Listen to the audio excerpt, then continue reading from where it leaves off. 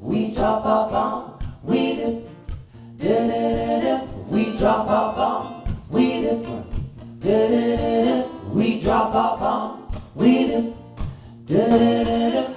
Good evening, everyone. Welcome. All right.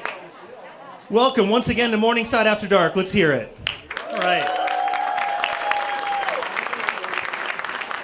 So tonight is a special night. This is the night we celebrate 5 years of stories, poetry, and song. We've invited some of our most exciting and moving performers and artists to join us for this special occasion. And above all, we're grateful to you. This is a community we create together every time we shuffle on in here. So let's hear it for you guys once again. Thank you. So great you're here. So we're your hosts. I'm Jim Mahoney, and I'm joined tonight by the one and only Katie Vernon. Where's Katie? There she is. And of course, the director and driving force behind this event, Rebecca Bell Sorensen. We are grateful as ever for the support of our stage manager and shaman, David Bilgen. Here's David. And our sound engineers are George Scott McKelvey and John Robinson. The official photographer of Morningside After Dark, Pamela Dietrich. And as always, we celebrate and thank the Edina Morningside Community Church for hosting our event. While this is a free event, we partner with the church to make this space available, and we hope you will consider making a donation to the church in appreciation for their hospitality. And please welcome to the stage our patron and the pastor of the EMCC, Pastor Obi Ballinger. Good evening. Beautiful, thank you. You look wonderful. This is amazing. And it's even more amazing that after 7 months, I'm still the pastor here. We're having a great time together. We get together for worship upstairs 10 a.m. on Sunday mornings, except for Wednesday evenings. Sunday moves to Wednesday in July, so hope you can join us for those special community services. Because this is about community, we're wondering if there are any open seats next to anyone. If there are open seats, you just hold your hands up and then people will scoot in and join you. People generally get up and scoot while I'm talking, so this is a good thing. Feel free to fill in, or if you are able to, slide in to make sure there's room on the outsides. Couple community activities to mention for you, hosted by the church on behalf of the whole community. Edina Morningside Preschool is still accepting summer camp opportunities for kids grade ages 3, 4, and 5. Those opportunities are available this summer, and then this fall we're taking more kids in our preschool program. And Morningside Theater Company fills this stage every week of June. There are a number of theater programs that are happening kind of at the same time. We have opportunities still for kids in the who have just finished kindergarten and first grade, and kids who have just finished 9th and 10th grade. Our senior intensive, we still have some spots in those. Finally, this building, this place, this space is your space. And so on behalf of the whole church, welcome. You can find more information out about Edina Morningside Church on the poster there. There's information about our current capital campaign. We just announced that we're $600,000 towards our $800,000 goal to help make, thank you. It's really exciting. We're in a rush to finish this, and we want to make sure you come back for a great community party in this space on May 21st. Everyone's welcome. It's our way of saying thank you and welcome again to the community. So there's information about that on a flyer there, or you can go to emcucc.org.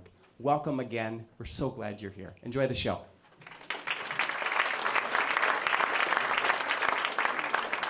We have amazing sponsors to thank. Caribou Coffee brews the coffee that warms the room every time we get together. We also thank Ashok and Yoga Fit Linden Hills for their continued support. All audience members, in fact, can pick up a free pass for a week of Yoga Fit on the way out the door right here. Yoga Fit is next to the Great Wall at 45th in France. Thank you also to Kimberly Sen of Sen & Sons for her excellent design work. Welcome back to Thumbs Cookies, and a warm welcome to our new sponsor, the Whole Truth Booth. Please be sure to check in with our supporters after the show. Also, performers often sell CDs and books and other materials, so please be sure to check in with them, especially if their work resonated with you. We're also happy to welcome back Edina TV, I'm on TV, who's recording C-Mom, whose recording of last month's program and this version will be available for streaming and broadcast soon. We also want to thank Mayor Jim Hovland for being here tonight. Is Mayor Hovland available? Say hello. He's on his way. No, he's here. What? I saw him. Thank you. One last note, our emergency exits along the walls here and in the back. Bathrooms are located in the back of the hall, and please help yourself to coffee and treats during the performance. All right, let's start the show. So our first performer doubles as our sound engineer, and we're so grateful to have him back to kick off this 5th anniversary. Let's hear it for the multi-talented rocker, George Scott McKelvey.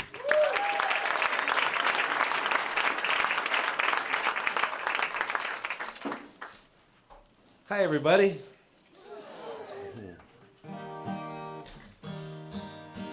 So I was trying to figure out how I wanted to start off the show. Happy 5th anniversary, Morningside After Dark.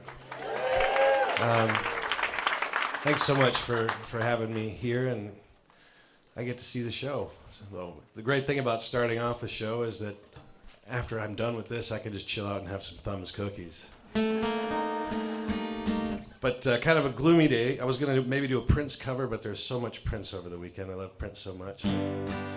But I'm going to do one of mine and tag it with something at the end. This one's called Till the Lights Go Down.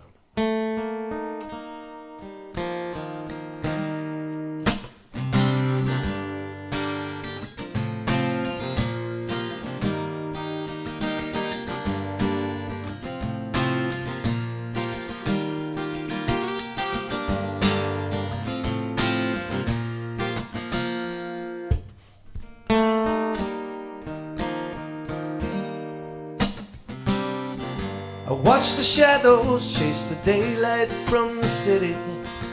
Headlights are glaring as the rain beats against the street. The windows rattle, the bus rolls by, revealing distant faces, adrift and incomplete. Asleep beneath the towers of moments unremembered, stacking up much higher than the ones we can't forget. The windows rattle, the bus rolls by. Don't forget to leave a light on. And Mary, won't you hold my hand? Mary, won't you hold my hand? Mary, won't you hold my hand? Until the lights go down, down, down. Down, down, down. The rain turns into snow, they pass, no trace of recognition. A shaft of laughter hits the street, the bar door swinging wide. The neon stuttering off and on, like a drunk who's lost his rhythm, but still clings to his pride. Doorways littered with the lives that are too soon forgotten. Night grows pale, street lights stoop in vain to reach the street. Windows rattle, the bus roll by. Don't forget to leave a light on. And Mary, won't you hold my hand? Mary, won't you hold my hand? Mary, won't you hold my hand? Until the lights go down, down, down. Down, down, down. Till the lights go down, down, yeah. Down, down, down. See, you have your mission, I won't get in the way. I see you have your vision, but please just stay until the lights go down, down, until the lights go down, down, down, down, down, down,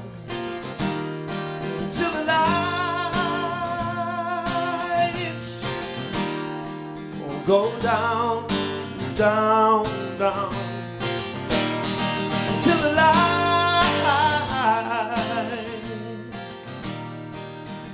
Down, down, down.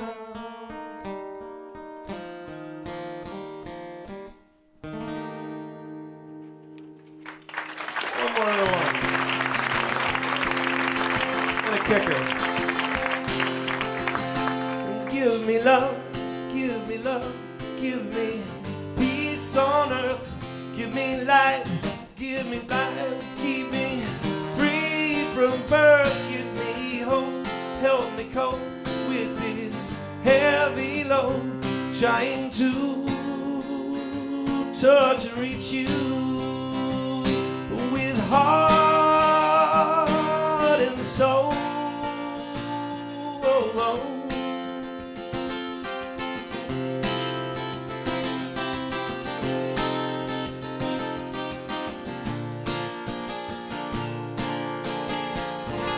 Yeah, we got a great show for you.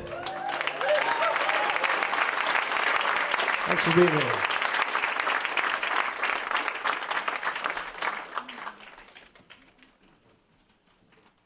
That's on his new record, George on George. Come on, you should. Our next performer and writer is one of our co-founders. We told you we'd bring out the All-Stars tonight.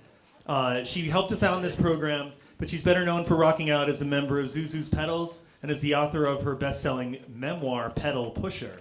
Here to read a new essay is the inimitable Lori Lindeen.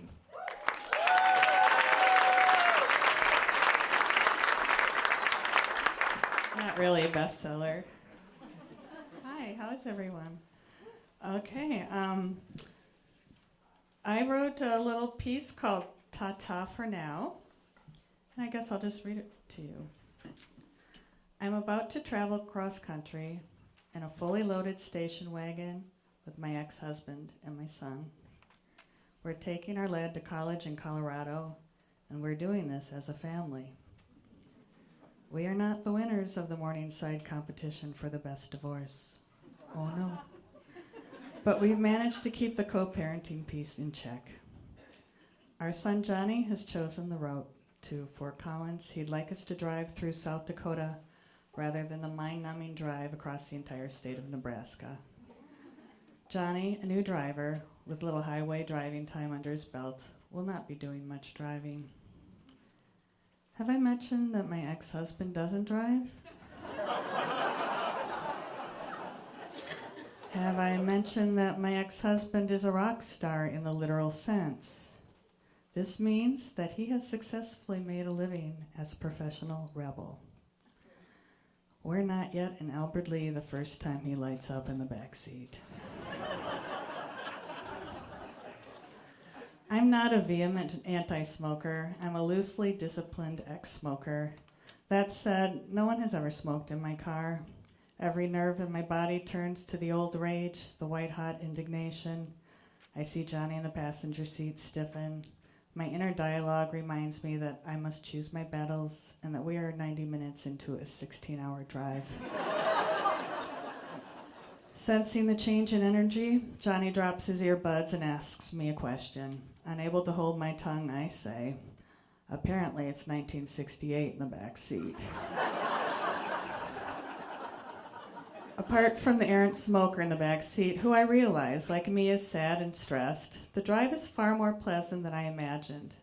When I'm not replaying every delightful phase of Johnny's childhood, the Tigger phase, the Thomas the Tank Engine phase, the superhero phase, the Playmobil phase, we're sharing meals, having laughs, checking out Mount Rushmore together, and it feels okay. Bittersweet to be sure, but okay. Once in Fort Collins, we are thankfully distracted by a list of things we must do in a short period of time. We locate and pick up a mostly unnecessary parcel of goods from Bed Bath & Beyond, then park far away from the designated unloading zone and numbly move bags and boxes of clothes, linens, toiletries, and school supplies into a cramped, dumpy, cinderblock 1970s dorm room. Unpacking, I slip a box of condoms into his underwear drawer, all the while fretting and sweating and feeling the inevitable creeping up. The incoming freshmen have a packed schedule, and my ex and I are dismissed for the evening to our respective hotel rooms. We will all come together in the morning for breakfast and our goodbyes. I wander around Fort Collins trying to imagine which places Johnny and his friends will haunt, and come upon a shop called Organic Alternatives. It's a recreational marijuana dispensary.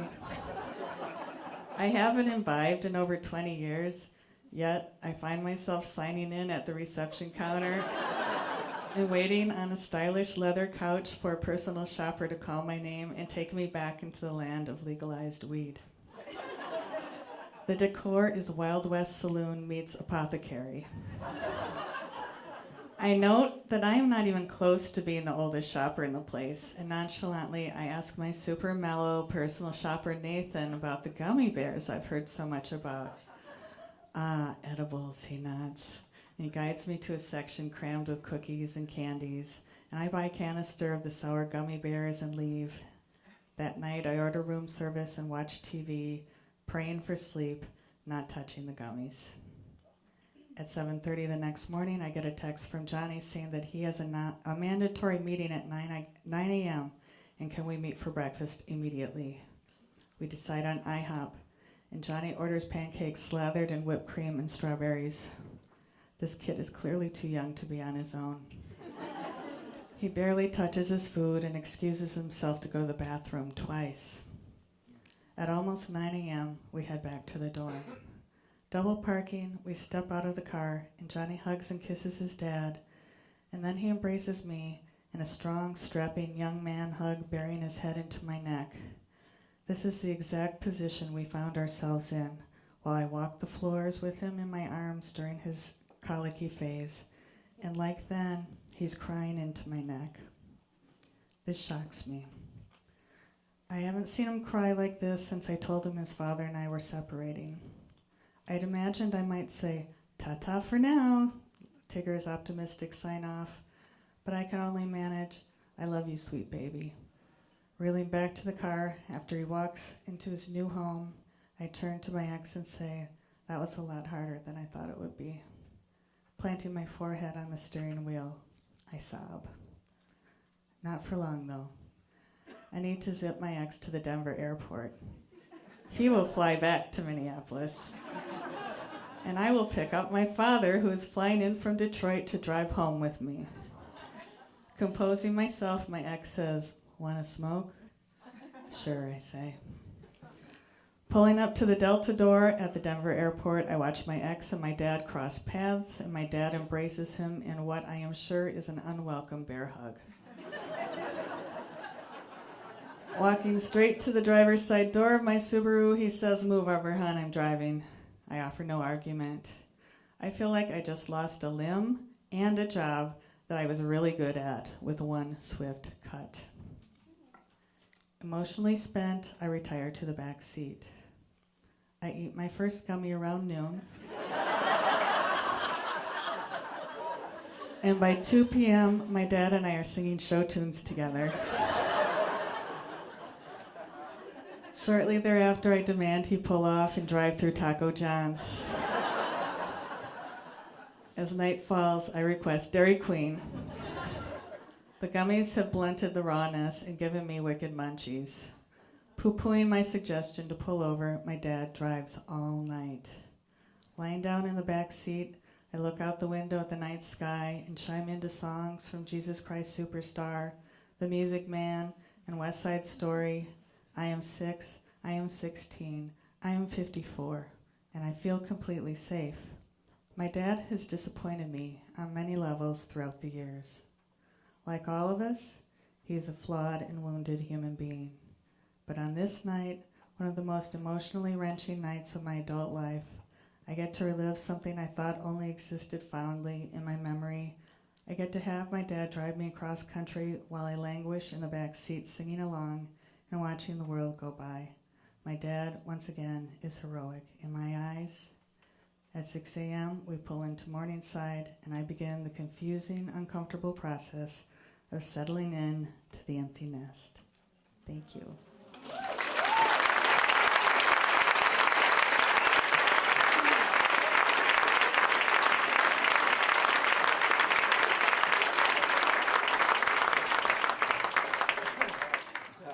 Joining us for a musical performance are two members of the rock band Pasadena 68. Here to sing and play an original number called Peace Garden State. Nick Lee and Elliot Hilton and Mike as well. Mike Jellin? Mike's Jellin. What's your last name? Jeldon. Jeldon. Let's hear it for Nick, Elliot, and Mike. Thank you. Threw a wrench in the plans, but we saw this guy wandering around outside. I had percussion instruments. How great was that, by the way?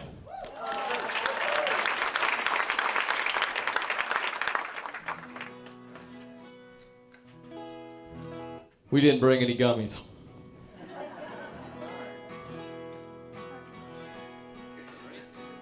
Yep.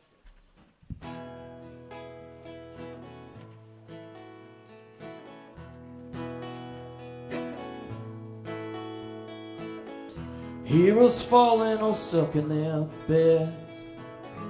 Baseball, TV, and Woods friends that lend support as we all seal our fate, heading out east from the Peace Garden State.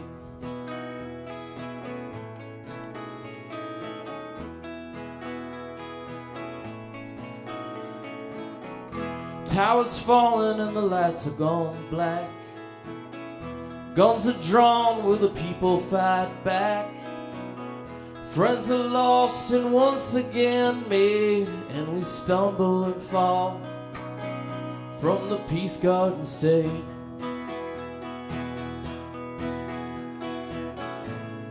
We can't wait until it's over. All the wars have been settled and done. 'Cause we are all the same winners and losers, and we still want more. Is there hope for us all? Peace Garden State.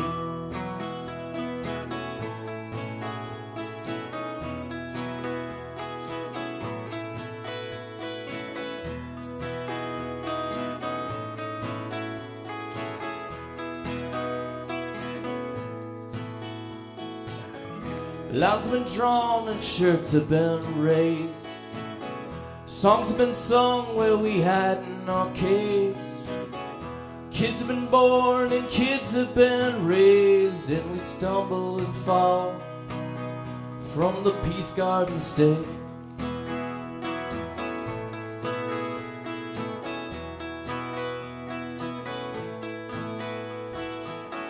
See the signs from the Arab Heights.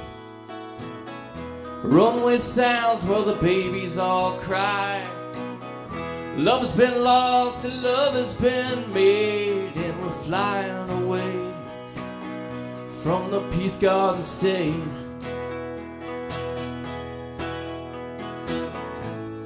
We can't wait until it's over. All the wars have been settled and done. 'Cause we are all the same winners and losers, and we still want more. Is there hope for us all? And we still want more. And we still want more.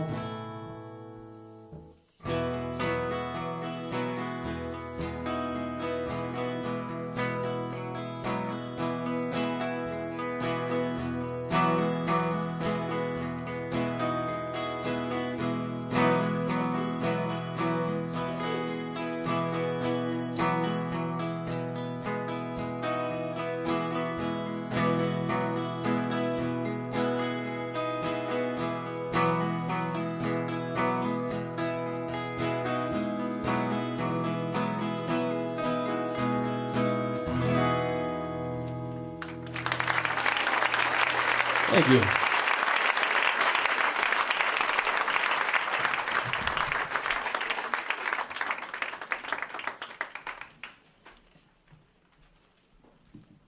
Founder of a whimsical t-shirt company called Me Shirts, she brings a special spirit of fun to her art, writing, and life. She's here tonight to read a new piece, and we're thrilled to welcome back the terrific Suzanne Fenton.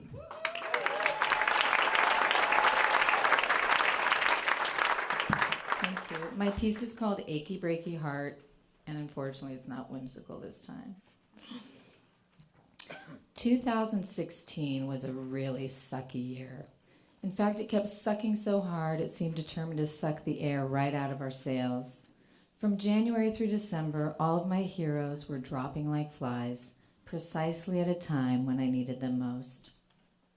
The landscape of our country began to change and narrow quickly as we saw things on TV and online that we never expected to see, believe, or ever hear a real person say out loud.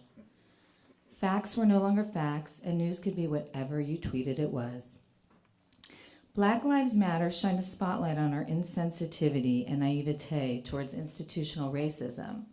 The KKK endorsed a presidential candidate, and the biggest gun massacre in U.S. history happened in Orlando at a gay dance club.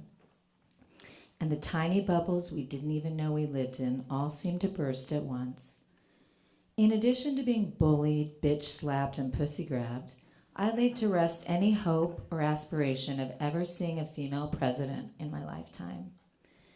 2016 sucked all right, but it also felt like a completely different animal, unleashed and running amok as we held on tight to an emotional roller coaster that made every day feel like a blur. Leonard Cohen dropped an album, ironically titled You Want It Darker, then dropped dead the day before the election. By November 8th, we were not in Kansas anymore. The new normal, a toxic mix of intolerance and ignorance, blanketed the country, only now it was spewed from the top down. While European democracies have tried to keep their far-right nationalists at bay, the new president appointed one of them to be his chief strategist. Though these developments should be deeply troubling to anyone who cares about freedom and democracy, it was a big wake-up call for American Jewry. The climate was changing in more ways than one. Though anti-Semitism has existed for more than 2 millennia, it got the green light and was on again. Jewish cemeteries were vandalized, anti-Semitism on college campuses was up as much as 40%, and I picked up my 7th grader at a secret location after being evacuated from his Jewish school due to a bomb threat. Now, I don't pretend to know what it feels like to be a person of color or racially profiled at the airport for how I'm attired, but I'm still a minority and know what it feels like to be singled out. My story is about 2,000 years of religious persecution running on a continuous loop, and the swastika symbolized the most recent incarnation of that. Anti-Semitism has been ingrained in our society for so long, people don't even realize when they're doing it. In high school, my sister and I went to the principal's office to complain that someone had painted a swastika on the senior pole, and the next day it was gone. But I wonder how long it would have gone unnoticed or ignored until it blended into the background as if it had always belonged there. Today is Yom HaShoah, Holocaust Remembrance Day, when we honor the memory of the men, women, and children who perished from 1933 to 1945 for the crime of being Jewish. When Nobel laureate, author, and Auschwitz survivor Elie Wiesel passed away, also in 2016, my already fragile heart crumbled into 6 million pieces. He warned that the biggest threat to civilization is doing nothing because it only serves to empower the oppressors, and said, the opposite of love is not hate, it's indifference, and the opposite of life is not death, but the indifference between life and death. This past Halloween, I ran into my old Pilates instructor at a costume party. We chatted briefly, and when she turned to go, I noticed a big black swastika drawn on the side of her neck.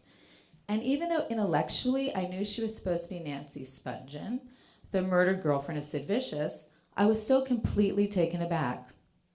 It was such a disconnect to see this seemingly smart and lovely person thinking it perfectly normal to display a swastika in public like it was nothing more than an emoji. To a Jewish person, there is only one context a swastika can ever have, and it haunts our collective memory. Never forget is our credo, so we don't and won't and can't. Active remembering is how we stay connected to our holidays, our people, and our heritage. We remember where we came from and know we've survived and succeeded against all odds. The Crusades, the Inquisition, the Russian pogroms, and every massacre, expulsion, and forced conversion in between. You can Google it. There's a reason there are only 13 million Jews left on the planet, basically the population of Illinois. So when we feel threatened or unsupported in a hostile environment, we'd love to know that someone has our backs. A couple of years ago, I went to see a band that I've loved since high school play First Avenue. I was deep in my happy place when the lead singer walked to the edge of the stage with crazy eyes and held a Heil Hitler Nazi salute over the crowd for like 4 solid minutes. Well, I held my breath, mortified, willing it to end. What the hell? The world has gotten so PC, and yet no one finds Hitler on stage culturally insensitive. I don't understand selected empathy and double standards, or why people think they can cherry pick who is more or less deserving of compassion. When they toured again, I messaged the singer on Facebook to tell him why I wouldn't be going, and he responded almost immediately. Jesus, Suzanne, I do that salute during the song as a warning against fascism. I, on occasion, employ it during another song, again a warning against the Nazi ideal. Context, please, 4 exclamation points. But we both know that no one at a show is ever looking for context, just a good time. So we messaged back and forth, and I concluded with, as a lover of life, music, art, people, etc., it is my opinion that that visual is and always will be a giant buzzkill. And you just never know the kind of ghosts and demons that salute summons in the universe. Deep in our hearts, we must know that all human beings share the same common desires: to love, to belong, to live in peace with a shred of dignity. When something looks wrong or feels wrong, it's wrong. So speak up, because if you don't, then who will? Thank you.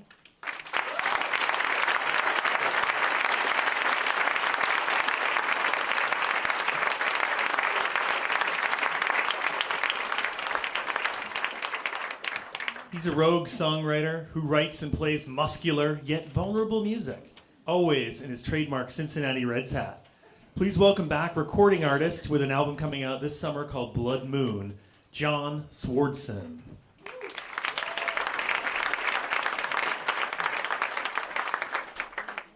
This is Paul Odegaard. He's in my band. We're lucky enough to have him. I'm lucky enough to have him be my friend.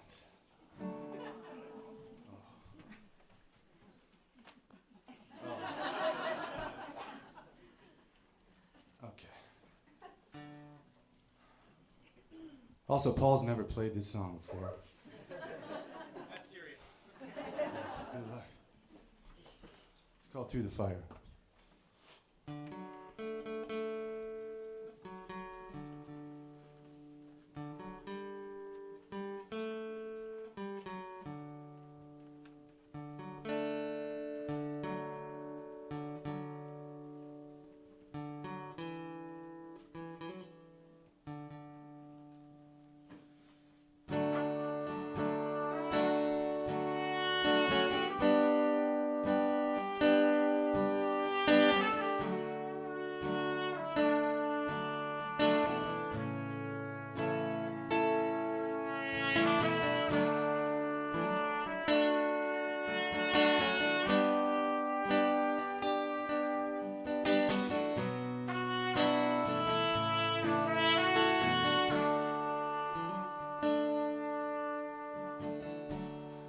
Is it weird that you used to love me?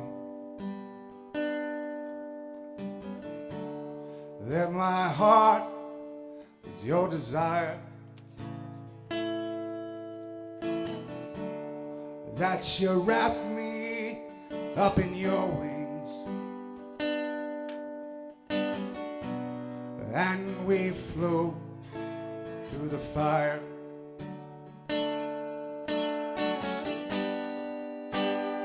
I don't hear you calling.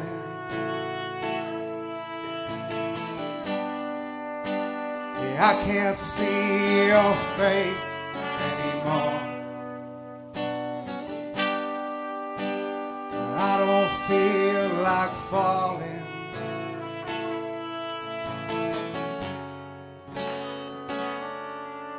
Anymore.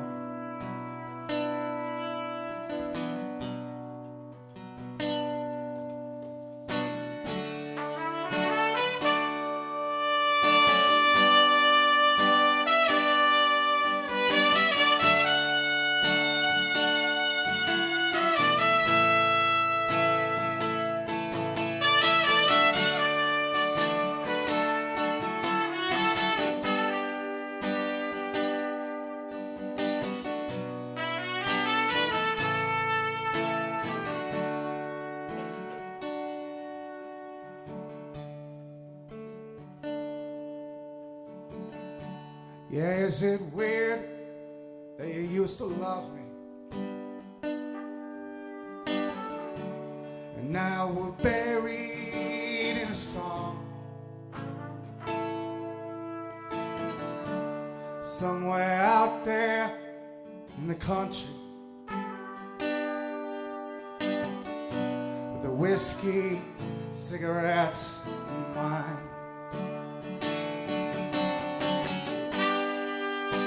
Now I don't hear you calling.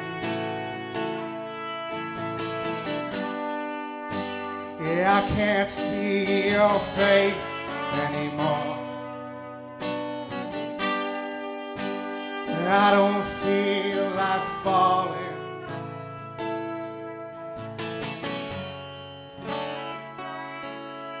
Anymore.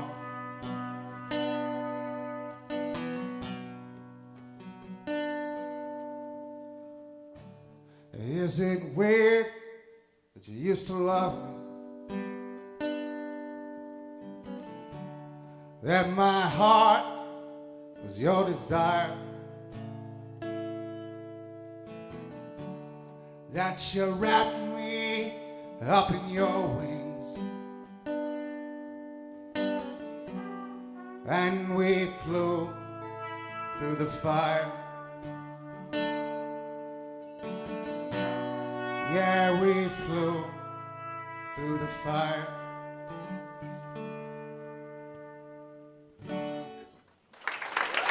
Thank you. Thank you very much.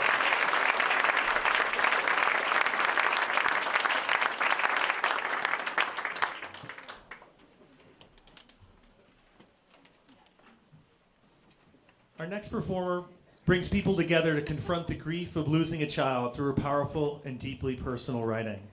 We're honored to have her share a story with us tonight. Please welcome Lindsay Hankey.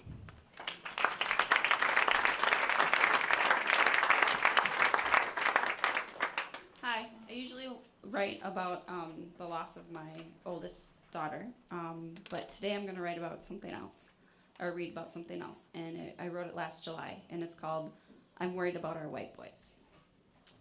I'm a worrier, I'm white, I'm a woman, and I'm a mom to a newborn white baby boy. He is 2 months old. I don't know much about bringing up boys. I was raised with a sister and mostly girl cousins.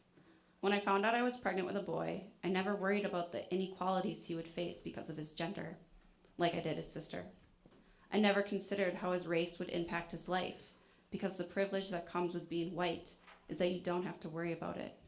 At least I didn't until he was born.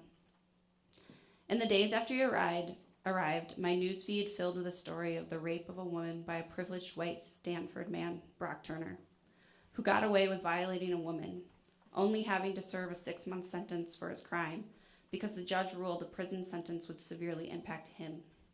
What about the victim? I'm worried my boy will become that man.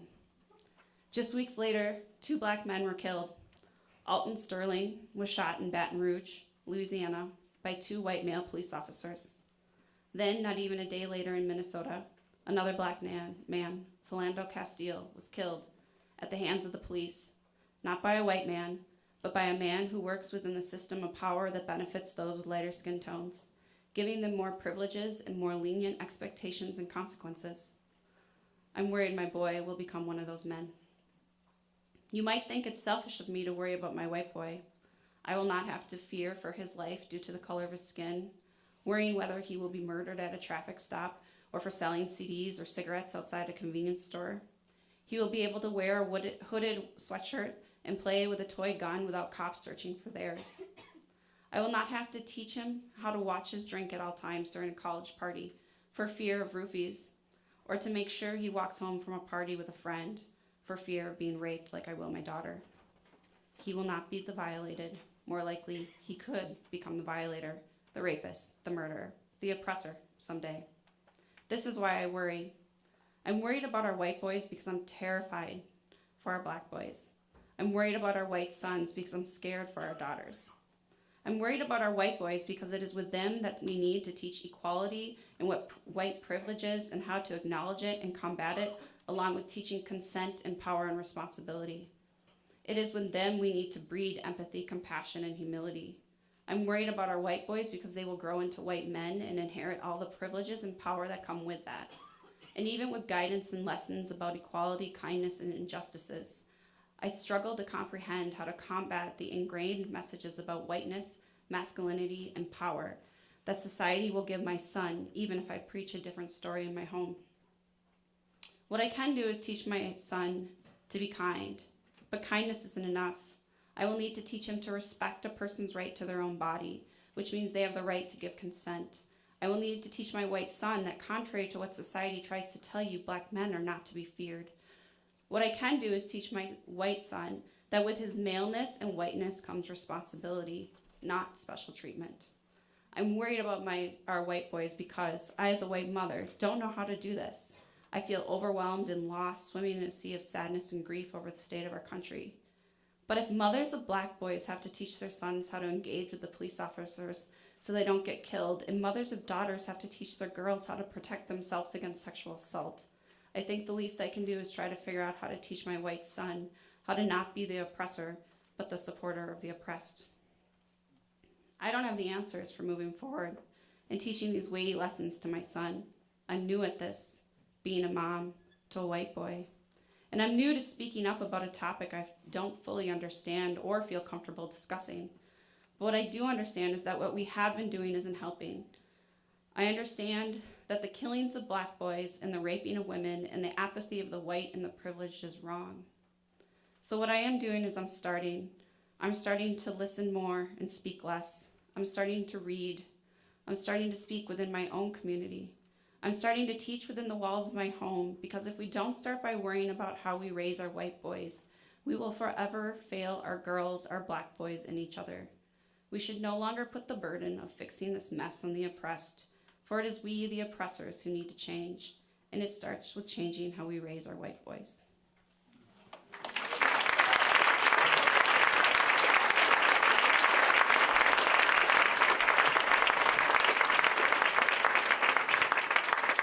I'm Rebecca Sorensen. Thank you for being here.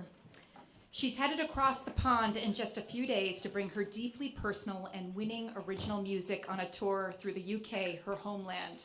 She's also a co-host, and we're thrilled to welcome once again Vernon, and we're bringing back Morningside After Dark's favorite trumpet player, Paul Odegaard.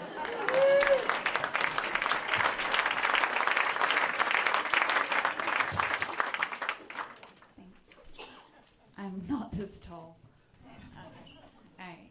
Yes, a week from exactly right now, I will be on a plane, unless I get dragged off, which actually is my newest get-rich-quick scheme. I need a job. I just handed in my notice because I knew they wouldn't give me 7 weeks off. So, all right. So this is a song, my theme, I don't think very many people have addressed their themes tonight. It's an interesting mishmash because of 5 years of themes, so congrats to everybody involved in that. And I chose the theme Lost and Found because I, pretty much exactly a year ago, I got very homesick for the UK and I decided I'm just gonna go. And so I wrote this song when I was feeling very homesick, and then as soon as I got there, I got horribly lost and realized I probably had to rewrite the chorus. But I'm stubborn, so I haven't rewritten the chorus yet. So I'm going to be getting lost a lot all over the British Isles for the next 7 weeks. So if you never see me again, thanks. It was nice knowing you all. All right, here we go.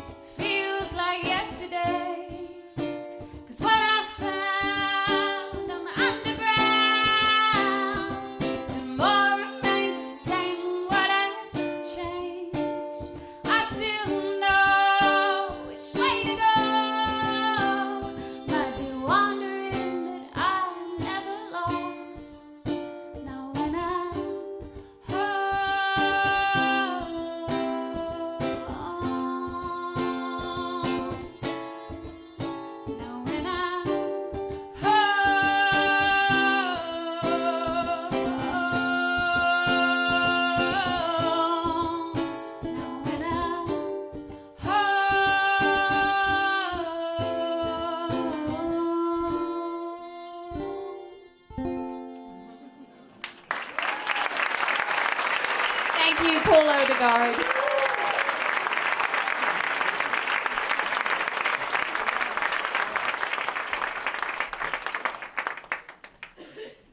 An award-winning investigative reporter for the Star Tribune, our next writer recently published a book about the ghosts of the gone but not quite forgotten Skid Row district of Minneapolis. Let's hear it for James Eli Schiffer. Thank you. I'm going to continue with the theme of Lost and Found, but before I do that, I got to tell you the Truth booth in the back. You guys got to visit it. It's awesome, and everything just will pour right out of you. It's amazing. I'm going to set this up a little bit. This book is about a sort of forgotten, seamy chapter of Minneapolis, and the guy I'm going to be talking about here, John Bassich, owned a bar, a flop house, and a liquor store in the middle of that neighborhood, which is completely gone. It was right in the middle of downtown, and this book was my effort to bring it back. So he also had this strange habit of wanting to document this era and all of these people who lived in his flop house and went to his bar, and so that's where I pick it up here. So I hope it makes sense. So in the winter of 2009, I embarked on one of the many strange quests that I've devised to make my life more interesting. I was searching for a stack of portraits of men whose names I didn't know, whose deeds never amounted to much, and who died as they lived in obscurity. The pictures weren't particularly artful, nor was Johnny known for his technique. His images made up a family album of people who had no families, men who had exiled themselves from what most people of the 1950s thought of as normal existence, and taken refuge in the alleys and cage hotels of Skid Row in Minneapolis. I figured I had lost any chance of asking for help from Johnny himself, given how old he'd have to be by the time I learned of his existence, so I resolved to locate the missing photographs. I wasn't sure the photos still existed or what I would do if I managed to find them. That winter I found a number for his wife in Florida and dialed. Telephone rang in a house on a Gulf Coast island. Then it stopped, and a recorded voice came on the line. "Hello, this is Barbara. Please leave a message and I'll call you back." I felt a little let down. Part of me wanted to believe that Johnny Rex was still around, since all my Google searches hadn't produced an obituary for him, and I was sure that his passing would have warranted a mention somewhere. But I also knew that his relationship with his hometown newspaper might have been fractious enough that he would have boycotted us, even in death. I left a message explaining my interest in the photos and my hope that Barbara might know where they might be if they hadn't been thrown away. She called back the next day. I introduced myself and inquired about whether she knew what happened to the photos after her husband's, "Well, why don't you ask him?" she said. Then she moved the receiver away from her head. I could hear her speaking to someone else in the room.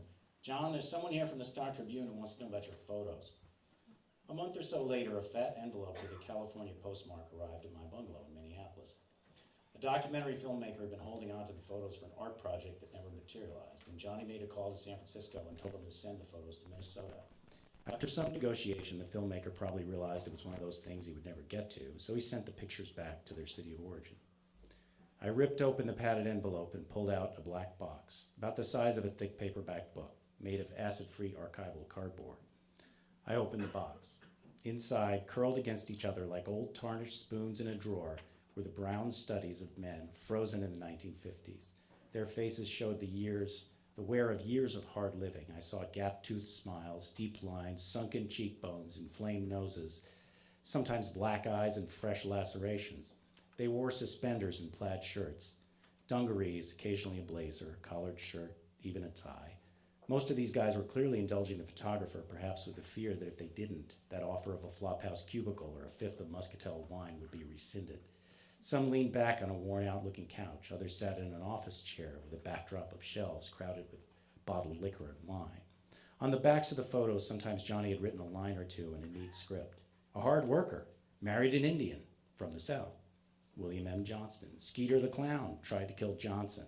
Durant, the tinsmith I taught a lesson to. He was artistically very talented. Headley, the survivor. Both others were killed in a car crash. Very Sharp, died on an operating table. A nice guy, Schneider. He lived in South Minneapolis and never returned, though only a few miles from his wife and home. Ted Evenson, a carpenter, and a good one when sober. A nice, quiet sort of man. Others have nothing written on the back. Were they so well known that Johnny didn't need to write anything to remember them, or had he already forgotten their names? Many of the snapshots were taken in an office that had a plywood wall in which a rectangular section, maybe 18 inches square, had been cut out. It's the kind of arrangement you find in certain diners, like the convenient slot through which the cook, toiling in the back, shoves the plate's greasy hash. In this case, Johnny had his men stick their heads through the hole to take their pictures. What you notice, if you look long enough, is what's pinned to the plywood above their heads. Snapshots, photos Johnny took before that one. You're looking at a photo of the photos, like a hall of mirrors in which the reflections recede, smaller and smaller, but infinitely, into the distance.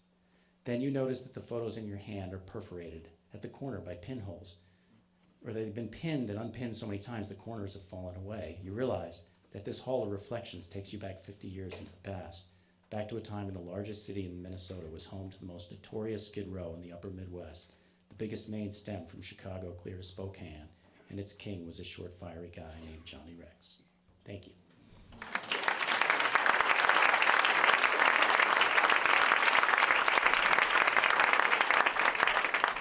Just so everyone knows, we have a merch table in the back, and James' book is for sale back there, along with some really cool Wonder Woman necklaces Katie made.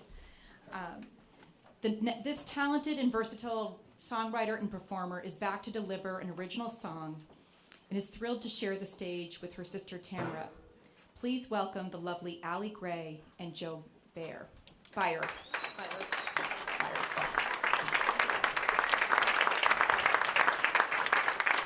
Thank you.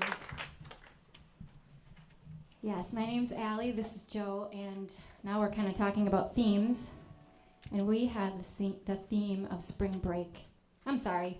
Oh my gosh, I knew I was going to do that. Spring fever. It's totally different. So for spring fever for me, I decided to go into this fever of how I'm feeling about the world right now, and as I'm hearing from the other artists, how many people are feeling. And Rebecca mentioned my sister. She's going to speak after me. You're lucky to meet my sister. Her name's Tamara. I call her Tammy. That's just the way it is. And you'll see that my sister is also a converted Muslim, and she chose Islam for herself in the mid-'80s, and it's what I've known and since I was about 10. And sometimes it's hard to find the courage to stand up for someone, and I wrote a song about it just about a month ago, and it's called You Are Talking About My Sister.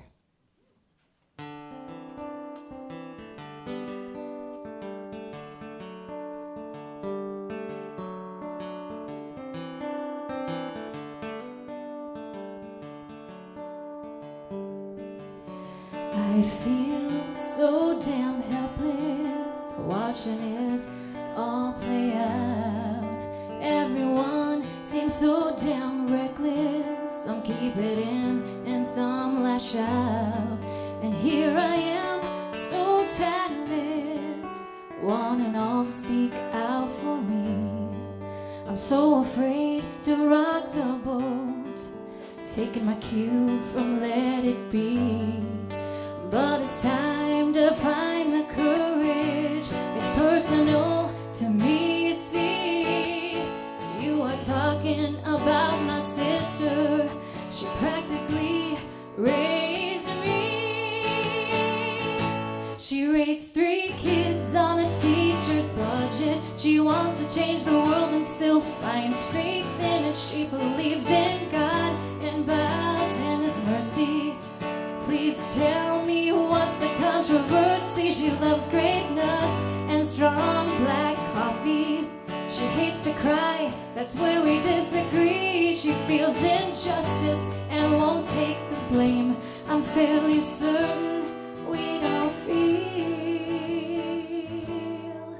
the same.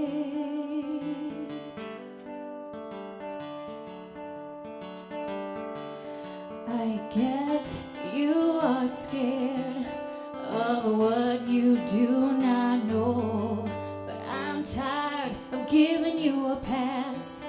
It's a game of dominoes. I'm standing proud, my head held high. No more hiding in the back. I'll raise my hand, you can call on me. I need to pick up my slack. But it's time to find the courage. It's personal to me, you see. You are talking about my sister. She practically raised me. She raised 3 kids on a teacher's budget. She wants to change the world and still finds faith in it. She believes in God and bows in His mercy. Please tell me what's the controversy. She loves grape nuts and strong black coffee. She hates to cry, that's where we disagree. She feels injustice and won't take the blame. I'm fairly certain we don't feel the same.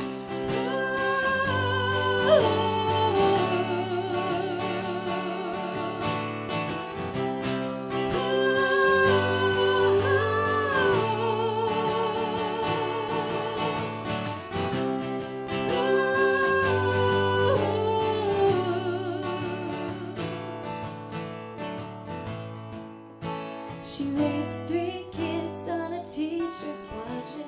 She wants to change the world and still finds faith in it. She believes in God and bows in His mercy. Please tell me what's the controversy. She loves grape nuts and strong black coffee. She hates to cry, that's where we disagree. She feels injustice and won't take the blame. I'm fairly certain we don't feel. Yeah, I know we don't feel the same.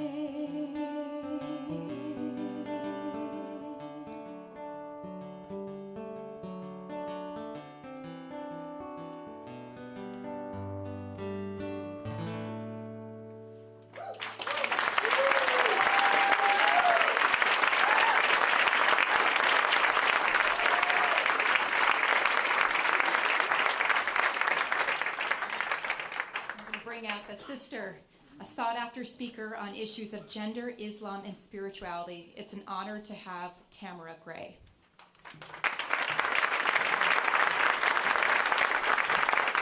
Well, I'm the sister she's talking about.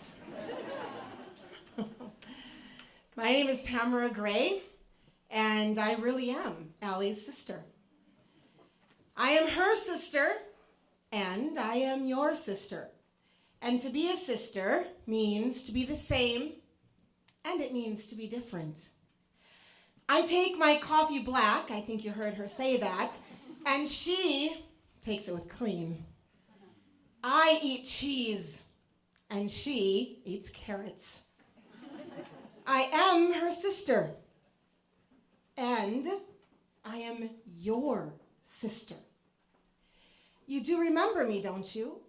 I am the sister who had to do everything by myself and have my own way in every single thing. At 2, I strolled away from home with my dolly in tow. At 12, I took my father's Cadillac for a spin into the ditch. At 13, I was the family's church-going, choir-singing, camp-loving Christian. At 15, I started working to save for college, and at 17, I received a full scholarship, so I took my savings and bought pizza and a train trip across the western United States. At 18, I converted to Islam. Oh, wait, that's the part of the story you don't like.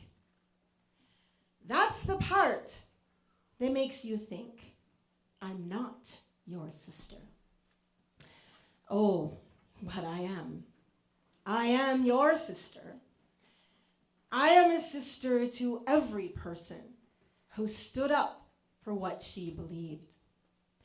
I am a sister to Jane Addams, Gloria Steinem, Susan B. Anthony, Maya Angelou, Harriet Tubman, Sister Clara Muhammad, Eleanor Roosevelt, Helen Keller, Jane Austen, and I am a sister to Hillary Clinton. Yes, you can clap for that. I am a sister to Sakina Yaqoubi, educator of 15,000 women in Afghanistan. I am a sister to Edna Aden, advocate and pioneer of women's health in Somaliland. I am a sister to Vandana Shiva, the Indian scholar, environmentalist, and physicist, and I am a sister to you. This is a sisterhood of greatness. I join it every day. I stand with my sisters and pull from their strength, while they pull from mine. My sister told you many truths about me, and one of them is I don't like to cry. It's true. I moved to Damascus, Syria in the early 90s. I met wonderful women there, my sisters in faith, though not in country. They were doctors, pharmacists, social activists, religious scholars, teachers, and artists. I built an adult life around teaching and learning. And in 2011, our theme, the Arab Spring, brought hope to Syrian youth. They protested. The government responded. Foreign powers meddled, and civil war erupted. But I didn't cry. In 2012, when I left Syria, my job, my home, I didn't cry. When I came to my country, the United States of America, and found myself a foreigner in my choice of faith, I didn't cry. When Donald Trump campaigned on a platform that turned my friends and family into state enemies, I didn't cry. When he was elected, it was my birthday. I had gone to the polls earlier that day in white in honor of the suffragists. And my baby sister, Allie Gray, baked me a pumpkin pie, a pumpkin birthday pie, with I'm with her baked into the crust. And I still didn't cry. When the first Muslim ban fell from the White House and landed on the lives of my brothers and sisters of faith, and I was inundated with messages and phone calls and panicked voices, I didn't cry. All the times the terrorists have killed and maimed people in England, France, Germany, Florida, Deir ez-Zor, Cairo, Libya, Mali, Baghdad, Damascus, in the name of Islam, and you have looked at me, your sister, with fear, I didn't cry. I did not cry. I did not cry.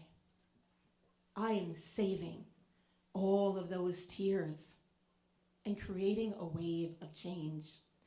I am filling my heart with an ocean of unspent tears that can flood the shore of hate and injustice. My tears are held inside like a great wave of strength, pushing and pulling and crashing onto the shores of misogyny and patriarchy, racism, anti-Semitism, xenophobia, homophobia, Islamophobia, and every other phobia there is. I am collecting every salty drop of water so that I can throw it on the wounds of this nation and the global neighborhood. Because when we finally decide to stop hating each other, when you look at me and see a sister, on that day, when I am your sister and you are mine, on that day, I will join my sister in allowing my tears to flow. Because on that day, they will be tears of joy that we are finally sisters. Thank you.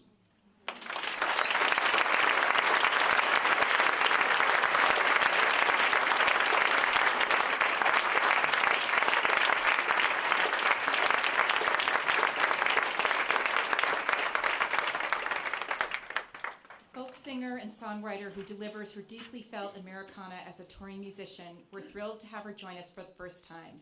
Introducing Carrie Arnett.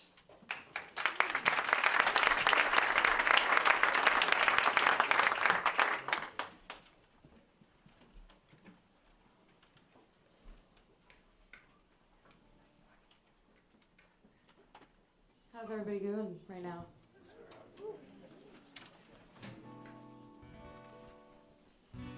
So initially, when I asked to do this, because a couple of my friends had did these awesome Morningside After Dark sessions, I was like, oh, I have to pick a theme. So I had written a song, and I was like, oh, I know this kind of fits loosely with it.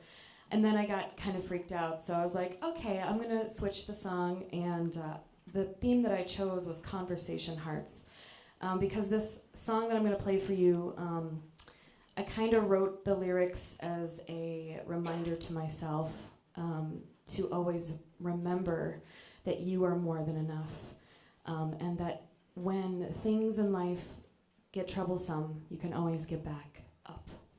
This song is called Heavy Heart.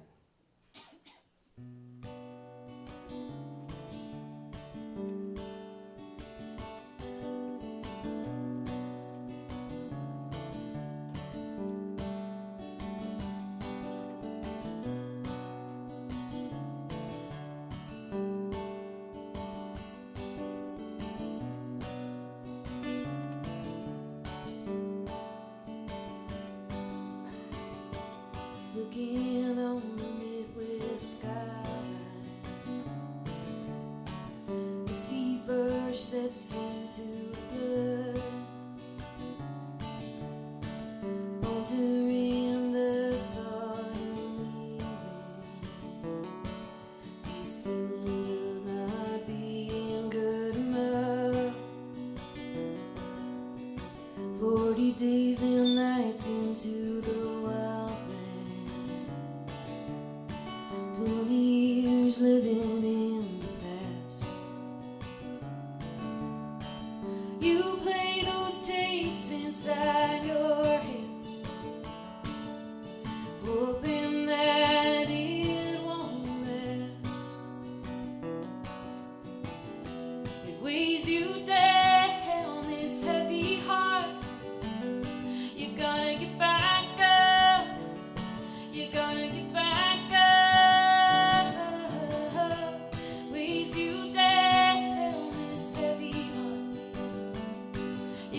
get back up.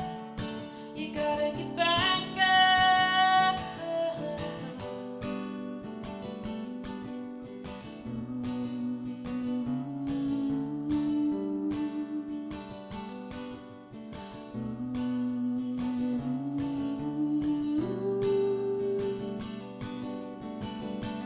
Came to the place of stillness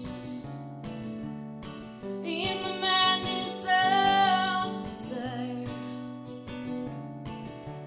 I threw all my cares on the table and I burned my fears into the fire. It weighs you down, this heavy heart.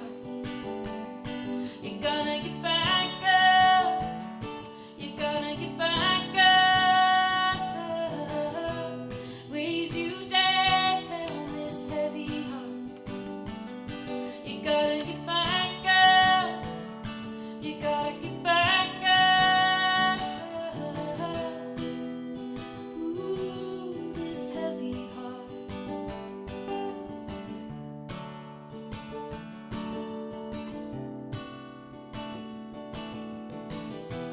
Weighs you down, this heavy heart.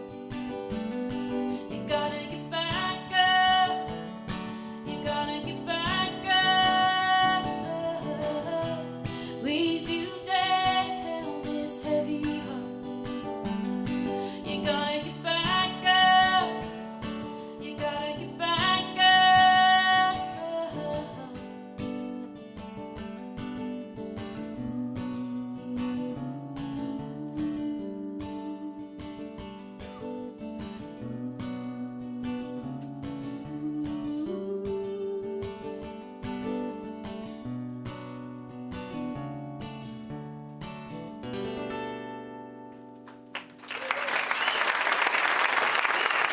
Thank you so much.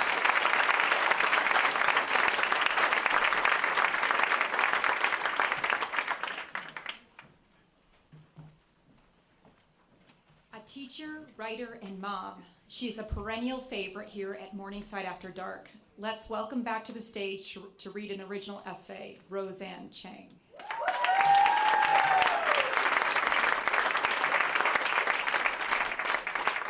Perennial. This is very close to me. So I originally read this essay 2 years ago, and I wasn't quite sure how it was going to go over. You'll see why. And the response was totally phenomenal. I was inundated with Facebook messages and emails from people I had never met before saying how much the essay meant to them. Actually, true story, people still stop me at Jerry's and they're like, "Are you the girl that read the airplane essay at Morningside After Dark?" And I'm like, "Yes, that's me." And honestly, like as a performer and as an artist, it doesn't get any better than that. So thank you, Rebecca and everybody. So I'm going to read that essay again. It's called Thank You, Robert Hayes. And you're going to have to indulge me when I'm done like 30 seconds after, because there is an afterword to this essay that's super cool and I need to share it with you. Okay, so it's called Thank You, Robert Hayes. In case you are unfamiliar, Robert Hayes is the dashingly handsome star of the greatest movie of all time, Airplane, with an exclamation point, directed by Jim Abrams and the Zucker brothers, and released in 1980 when I was 2 years old. If you're not familiar with this film, I give you full permission to stop listening and download it onto your preferred technological device. But just promise me you'll start from the beginning. The white zone is for immediate loading and unloading of passengers only. And stick with it till the end, the very, very end. When the 13th President of the United States, Millard Fillmore, is thanked in the credits. When Airplane entered my home, it was in its boxed VHS format, at least 8 years after its release. Airplane 2 had already been made, released, and sent to VHS. Leslie Nielsen was promoting his Naked Gun series, and Kareem Abdul-Jabbar was embarking on his long and totally underappreciated run in TV sitcoms. The late 80s were a time of Phil Donahue, the first George Bush, and Please Hammer, Don't Hurt Him.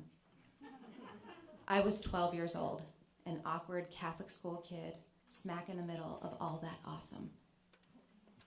I don't remember my very first viewing of Airplane, though it must have happened on the green shag carpet that underlined most of my childhood in California. I loved it instantly, as did my brother and sister and dad. We watched it daily and for a long time. Looks like I picked the wrong week to quit sniffing glue, we would roar to each other, while my mother stirred far past al dente pasta on the stove and begged us to shut up. This was before the Academy of Pediatrics was hell-bent on making parents feel terrible for screen time. We grew up in front of the TV and lived our lives through it. Mornings, The Today Show. Afternoons, All My Children. Evenings, the NBC Nightly News while we ate dinner, and begged incessantly for it to be our turn, which meant putting Airplane on. Joey, do you like movies about gladiators? We would ask each other while trying to keep the milk from spraying out of our noses in response. Of the hundreds of jokes in that movie, we got maybe 10 of them. Ted's drinking problem was a favorite, and none of us could get enough of Barbara Billingsley speaking jive. I can't tell you what it was about Airplane, but we all bonded over it. When Dad laughed, we laughed. When we couldn't find something to talk to each other about, we talked about Airplane. You got a letter from headquarters this morning. Headquarters? What is it? It's a big building where generals meet, but that's not important right now. We got the news of my father's illness in June of 1990. Fresh Prince of Bel-Air, Ally McBeal, and my dad, with inoperable cancer at age 49. When you're 12 and your biggest worry is how much Aussie Scrunch hairspray you have for your bangs, there's no preparation for such a thing. We needed Ted and Elaine more than ever. There's no reason to become alarmed, and we hope you'll enjoy the rest of your flight. By the way, is there anyone on board who knows how to fly a plane? Something happens to a home when it holds a sick person. It bursts with movement and energy. It is constantly filled with equipment and clicky prescription bottles and the smell of other people's casseroles. I didn't mind all the attention and noise. It was the only way to keep from screaming as we watched my father embark on chemotherapy and radiation. Nervous? Yes. First time? No, I've been nervous lots of times. We as a family endured that painful summer, which is to say we survived it. My mother fell deeper and deeper into despair as the leaves turned, and the conversations in our home were quick, as though we were all made of glass and liable to break if someone used the wrong verb. Airplane played on what can only be described as a constant loop during those cancer days. Every time we couldn't take another second of sickness, we put on the scene where Ted Stryker dances to Saturday Night Fever. Try watching that scene and crying about the state of your life. It cannot be done. 12 is an odd time to watch someone die. At 12, you feel invincible. You feel like life owes you something. You feel things should be fair. But nothing about what was happening to us was fair, and we all knew it. One night in October, after my dad had been checked into the hospital for good, I overheard him pleading with my mother. His voice was barely intelligible from drugs and pain. "Let me go," he moaned to her. "Please, just let me go." "Captain, how soon can you land?" "I can't tell." "You can tell me, I'm a doctor." "No, I mean, I'm not sure." "Well, can't you take a guess?" "Not for another 2 hours." "You can't take a guess for another 2 hours?" Something happens to a house when a person inside of it dies. It hollows out and echoes as if it's in mourning with you. The emptiness was torture for me, but no more so than being the kid at school that everyone feels sorry for. So desperately, I watched Airplane. I showed it to my friends so we could have something to talk about other than my sad, sad mom. We acted out scenes from the cockpit. "We have clearance, Clarence." "Roger, Roger. What's our vector, Victor?" We laughed and laughed, and somehow we made it through. In the many years that have passed now, I have continued to love slapstick. I think of my father every time I watch Modern Family and how much he would have loved that show. I see why comedy is so important during times of tragedy. Sometimes it's the only thing that gets us through hard times. Airplane taught me that it's okay to laugh when things are unlaughable. And now, when I see clips of that movie or think of it in passing, I see it as a way of connecting with my dad, whom I missed so much during the Dana Carvey SNL years, and miss today, but in a different way. As a teacher and now young adult writer, I have been asked many times about getting through hard times as a child. How did you do it, people ask. How did you get through? I say lots of different things depending on my audience, because there's no one thing that gets a person through pain. But I would be lying if I said Robert Hayes and the entire cast of Airplane didn't have an impact on how I handle difficult times now. I mentioned this to a grieving friend recently, the ebb and flow of life, and how I look at my challenges as pieces of a great mosaic that came together and formed me. And I thought of Airplane and the power of laughter, and how it makes me sad that one day when I write my autobiography, it cannot be read by the late, great Robert Stack, who was the perfect host of Unsolved Mysteries, but an even more perfect Captain Rex Kramer. You mean to tell me that I won't hurt like this all the time? That I'll be okay? Surely you can't be serious. I am serious, and don't call me Shirley.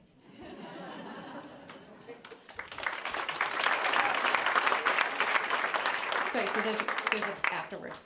So after this, a few people in my life were just hell-bent on getting this to Robert Hayes, who is very much alive and living the dream in Beverly Hills. And about 2 weeks after I posted this essay, I got a Facebook message from David Zucker, the director of Airplane. And he asked if I was serious about getting my essay to Robert Hayes. And I said yes. Well, first I peed my pants, and then I said yes, of course, I love it. And he responded back a few days later and said that Robert Hayes loved it, and he was very glad that the movie had had such an impact on me. So had to share that. Thank you. Life goals come true. Thank you, Morningside After Dark.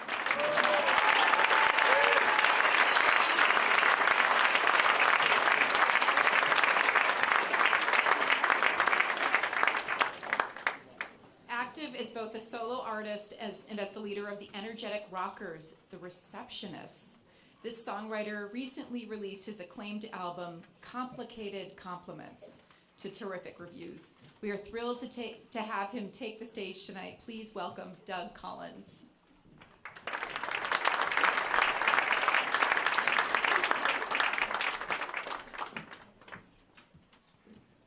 Thanks, everybody. I'm playing the part of Dan Israel tonight. The Gentile Dan Israel.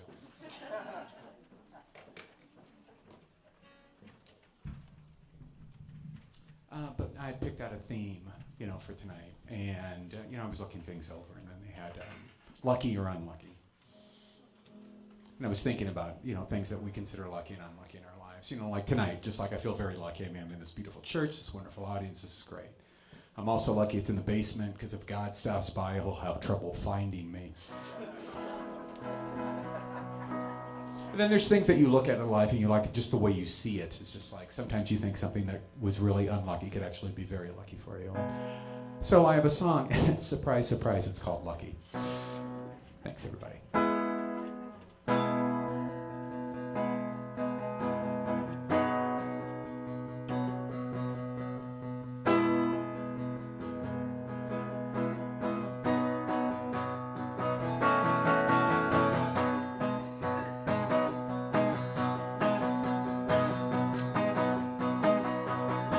Whenever I walk, it starts to rain, but I'm lucky.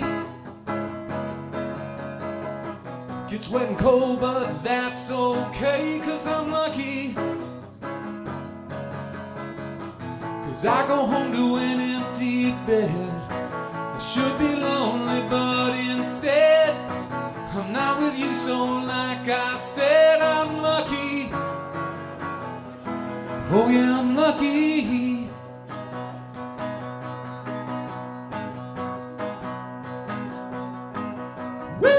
I got a lot of bills, but I'm lucky. Paying them's like crawling uphill, but I'm lucky. But you don't know what I would have paid to see you walk away. I'd be broke now, but either way I'm lucky. Oh yeah, I'm lucky.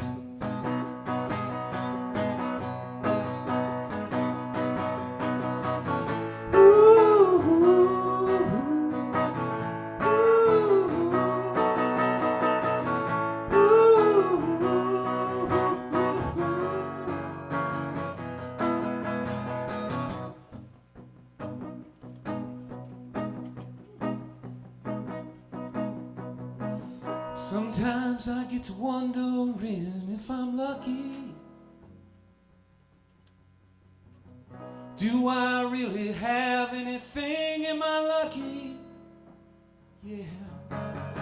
Then I start remembering all the things you've done to me.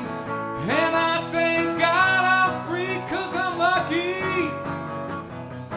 Oh yeah, I'm lucky. Oh yeah, I'm lucky. Oh yeah, I'm lucky.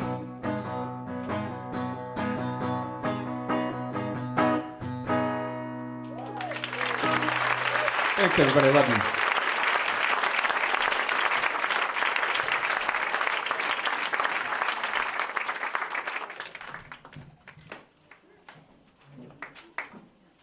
We did a little flip. Dan Israel's coming up after our next guest. A teacher, essayist, and performer, she has toured with several of her solo plays, including the lively titled So Kiss Me Already, Herschel Gertz. We're delighted to introduce Amy Soloway.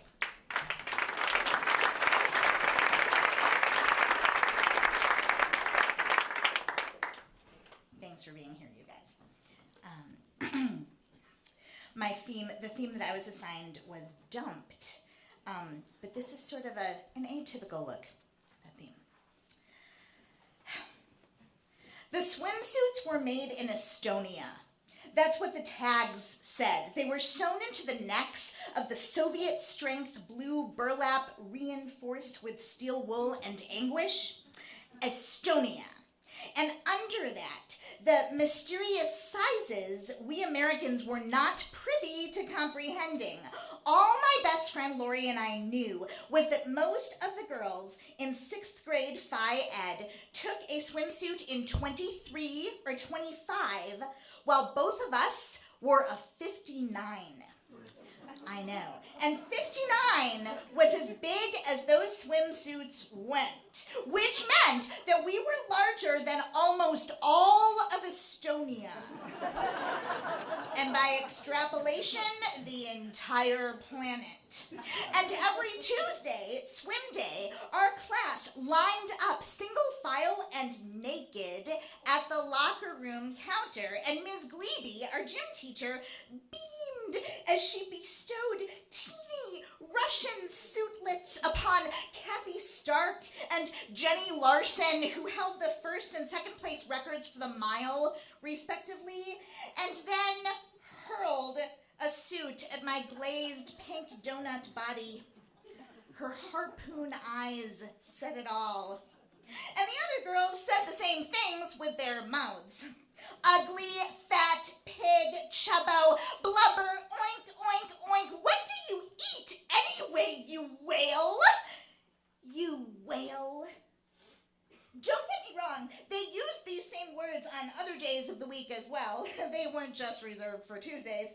But swim day was the day when I was most aware that my arms crossed over my chest in any of the 12 formations I tried hid nothing, and that pulling my knee up in front of my chest and abdomen was not slimming, and that squatting down into a ball in the suit line, oh hey you guys, hey, how's it going, hey, only made me look like a tribal native pooping in the brush.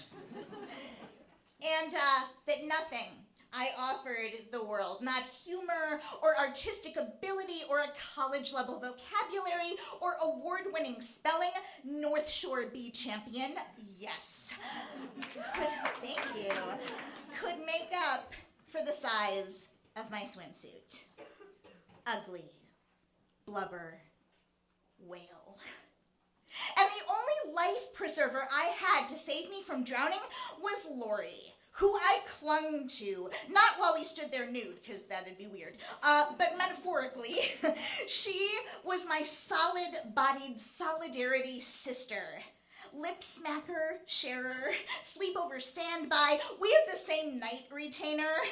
We were both from broken homes, but mine was more focused on neuroses and hers was more focused on neglect, so she was tougher than me. And when she slurched through her braces and saliva, "Geesh, Amy, just ignore them." I really tried. And our two-person planet of a lunch table provided Twinkies and Ho-Hos and always the healing power of cream filling. But that's not the whole truth. I had another solace, too. A secret I never told, that despite the agony of the Tuesday Phi Ed opening act, I loved swimming itself.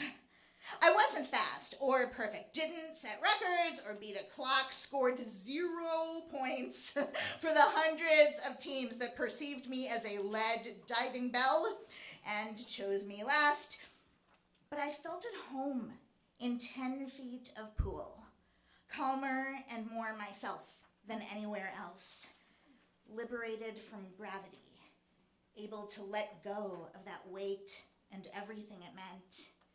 My pain drowned out by the ear-clogging, buoyant whoosh. And so, when the time came, as it did, unexpected and awful, when Lori started arriving at lunch with carrot sticks and cottage cheese and the disturbing snack called ants on a log, I asked, "What's going on?" And she just said, "My mom." And I held out a cupcake, and she shook her head no. And soon after, when there in the naked line, I heard her ask for a size 57, please, and get a smile from Ms. Glebe. When Lori looked back at me, and then looked away and said nothing, I knew what I had to do. And I squeezed into my 59 and dove into the water and became what my classmates believed me to be, a whale in an Estonian swimsuit. I set off sleek and steady in search of my pod. I closed my eyes and kept swimming through the deep and silent blue. And if somewhere up above girls were laughing, I did not hear.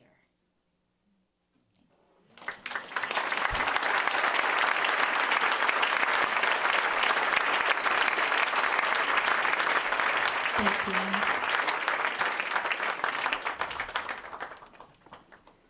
All right, so now we're back on track. Dan Israel is here. Oops, I already ruined the surprise. Here we go. He is one of the most celebrated and successful singer-songwriters playing in the Twin Cities today. What this doesn't mention here is that we were recently seen doing a duet of Madonna's Borderline, and it was awesome. I did have to raid my kid's closet for a Madonna t-shirt. She was a little horrified, but at least I left the house in it and didn't take her with me, so that helped. So we are delighted to have him join us tonight. Please welcome Dan Israel. Thank you. Thank you. Yes, we did do Borderline. We shouldn't have teased you like that, but sometime you'll get to hear it. Anyway, it's very nice to be here. I just had to run over from a youth baseball game. Didn't you all? And we won. I know you were dying to know. Thank you. Anyway, I'm gonna do a song. My theme was gonna be like wintry, which is kind of strange, but I wrote this song. I kind of wrote it as I drove a U-Haul around town 3.5 years ago, and it was really cold. Remember that winter, 3 years ago? It was November 23rd. It was my grandma's birthday. I remember it oh so well. Anyway, this song's called Moving Day.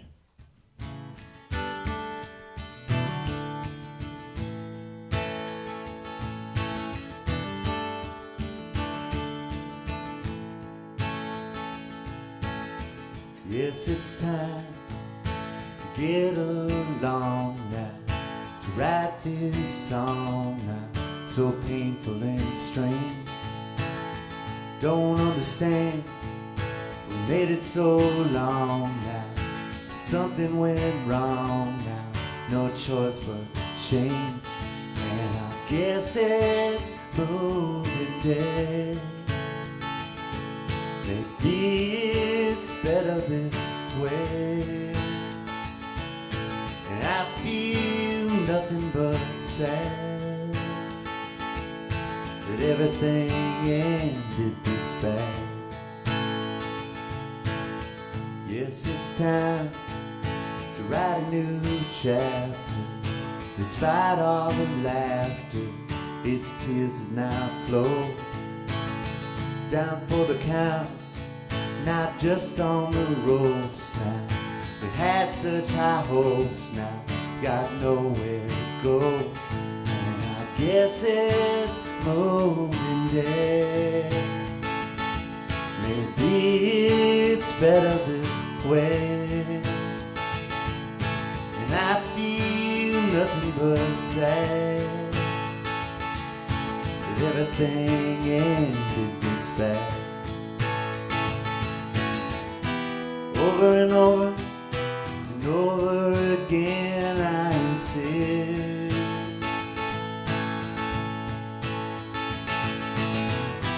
that it didn't have to happen like this. Yes, it's time to tear off the plastic, do something drastic, stop fearing what's new. Too late to turn back, but it can't change the fact that I always loved you. You know I still do, but I guess it's moving day. Maybe it's better this way. And I feel nothing but sad that everything ended this bad.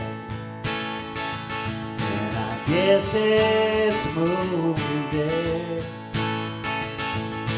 Guess it's moving day. Guess it's moving day.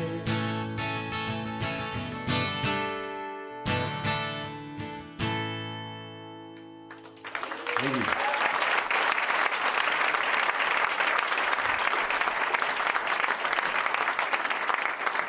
Thank you. She is a civil rights attorney and a Black Lives Matter activist who recently announced her candidacy for mayor of Minneapolis.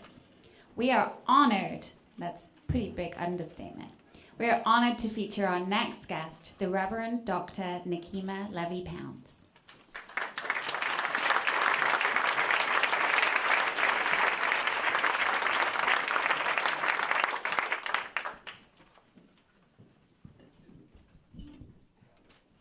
I'm good. Yes, I'll just hold it. Good evening. The title of my poem is called Darkness and Light. When darkness comes near us, we sometimes run and hide. We fear because we may not know the power we have inside.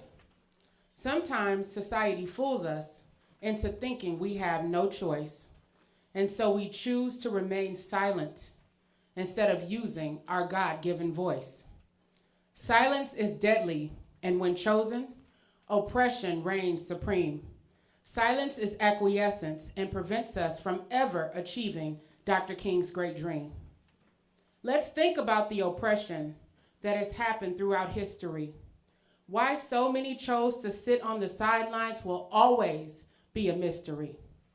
Think about the 1950s and 60s. when Jim Crow was the law of the land? How many good white Christians drank out of whites-only water fountains and refused to shake a black man's hand? How many lived in neighborhoods reserved only for whites? And at the first sign of a black family moving in, they packed up quick and took flight. How many sent their children to schools in which only other white kids attended? How many sat back silently and watched as the broken hearts of black people needed to be mended? How many watched in silence as Rosa Parks refused to give up her seat? How many watched with calm, quiet hearts as black people protested with their feet by marching and boycotting the buses and the system that held them back? How many silently watched them persevere even while facing physical attack? The masses chose to silently comply with the system that they knew wasn't right.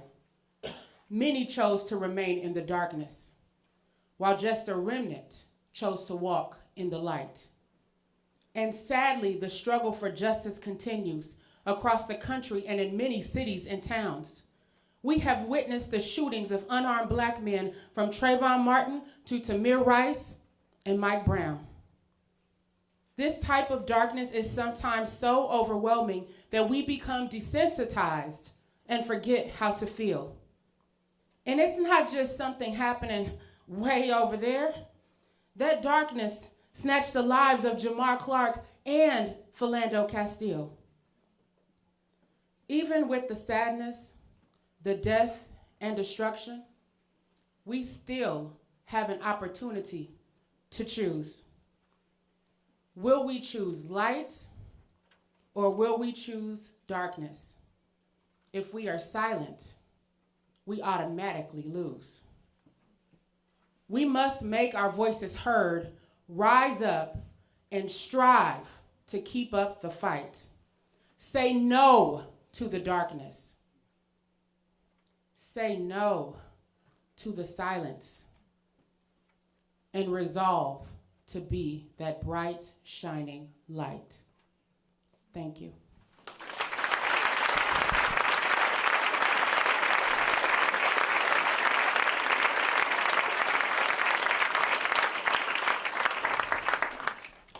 A songwriter with remarkable range and pathos. Is it pathos or pathos? Guess I've never said that word. This artist has walked an unconventional path to join us tonight.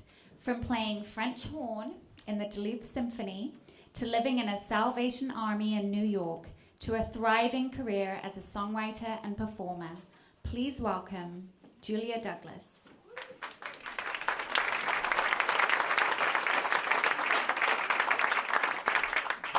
Thank you. This song,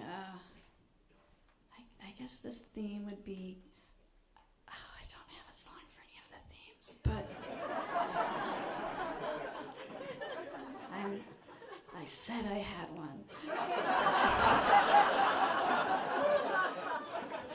So I think this song is for conversation hearts. So, sorry, Katie. So, this is someone told me this story, and then I wrote it down. And it's called Something of His.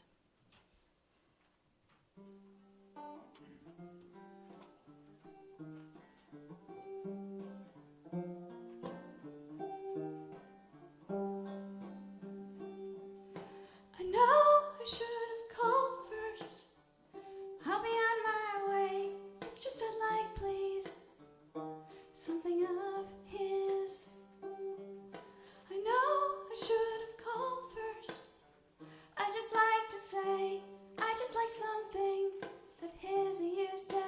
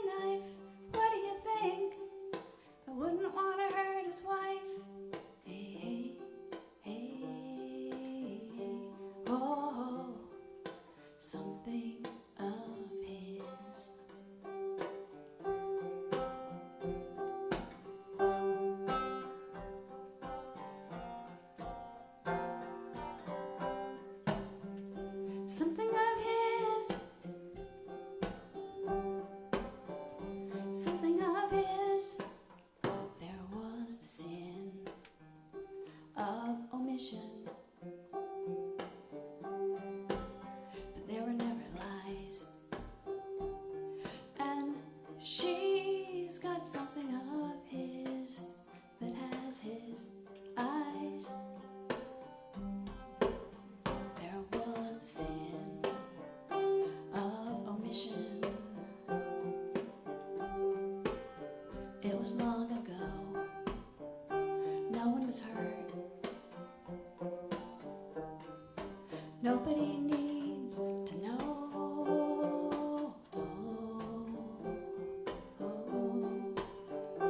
Oh, and like please, something of his.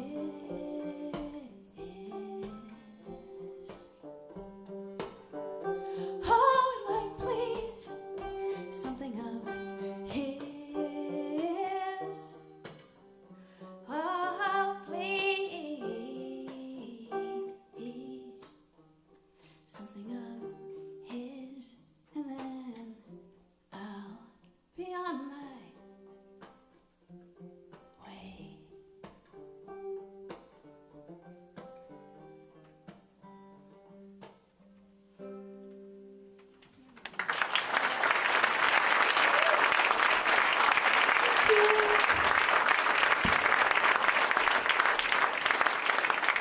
So Julia planned her whole visit to the Twin Cities around doing this event. So I'm so glad that she did.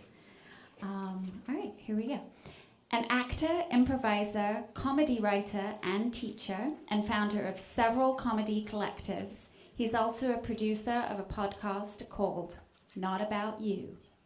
Here to share a story is the hilarious and possibly naked?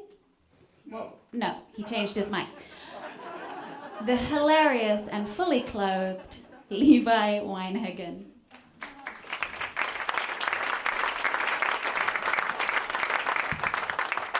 Never jokingly tell Katie you're going to come out with no pants on.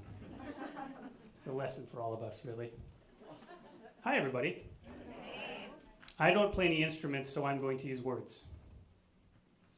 This will be my instrument, I guess. All right. I loved The Biggest Loser. That's the name of a reality television show. I'm not just being really mean to my ex-girlfriend, Beth. The Biggest Loser is a show where people who are very overweight compete to see who can lose the most weight. They exercise, have team challenges, someone's voted off each week, and the winner at the end of each season gets a bunch of money and a more fit body. I loved the show because I was once a very overweight person myself. I wasn't always this great Adonis you see standing before me. So Adonis is the Greek god of desire and beauty, and some of you laughed because I have a regular, unimpressive body. Even though I made the joke, the laughing hurt a little bit. After years of hard work and learning about how to move my body and what to put in my body, I lost 100 pounds. Okay, sure, all right. That's a lot. It's more than if I lost my 11-year-old daughter. And if I lost my daughter, no one would applaud. And I want to mention here that I'm not in the business of fat shaming or body shaming people. There are many kinds of bodies and many ways a person can look that don't indicate healthiness or unhealthiness. Being fat does not make someone a bad person or even mean their body's less healthy than someone who isn't fat. That is a cultural idea I would like us all to move very far away from. Cool. It's church, I can be preachy. But I personally carry a lot of shame and negative feelings about my former and potential future fatness.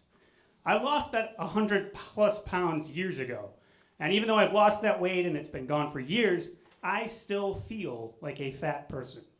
And when I look in the mirror, I still see a fat person. It's like I'm secretly fat, and I've got everyone fooled, but I'm afraid that one day someone will figure it out and point it out, and then I'll just burst out of my clothes like some flabby, incredible Hulk. You wouldn't like me when I'm flabby. If you watched ads for The Biggest Loser or tuned in for a few minutes, you'd think it was pretty much just fat people running and shouting. And there is that element, but there's much more. The show's about personal transformation. People are dealing with the physical and emotional reasons that got them to where they are. They're figuring out what their bodies can do for them if they do right by their bodies. And they're even talking about what it's like to go from being really heavy to less heavy. I watched the show with my daughter. Watching this show with her provided a vehicle for me to talk about all these things, but with some emotional distance. Talking about the show means it's not about me, even though it totally is. We can have good conversations about bodies and food and emotions without so much of the baggage I have surrounding them. Without this show, my talking to my daughter about food and body stuff would likely just be screaming, don't eat so much sugar, you're gonna get fat! Don't eat that butter, you'll get really fat! Go for a bike ride, your body will cause you shame!